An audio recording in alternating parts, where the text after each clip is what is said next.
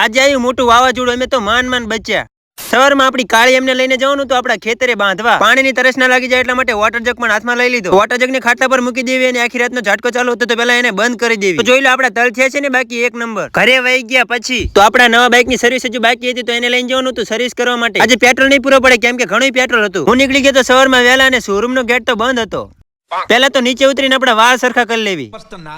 હા તો એક બાઇક લેવામાં ફાફા પડી જાય ને આટલા બધા બાઇક ક્યાંથી લાયા છે. બાઇક ની સર્વિસ માં મૂકી દીધું ત્યાં સુધી આપણે ડીસીએમ કોલેજ બાજુ થોડો કાંટો મારતા આવી. તડકાની તો કઈ વાત જ નથી થાય. તડકામાં જવી તો ઠંડી વાય. અચ્છા ડીસીએમ કોલેજે રખડી ગયો તો આપડા બાઇક નું સર્વિસ નું કામકાજ ચાલુ હતું. આપડા બાઇક ની સર્વિસ કમ્પ્લીટ થઈ ગઈ. હવે જોઈ લઈએ આ શોરૂમ વાળાએ કેવી સર્વિસ કરી. આને તો રેસ નથી આપતો તો આગળ વહી જાય. સંજયભાઈ તમારું કામકાજ એકદમ રેડી હો.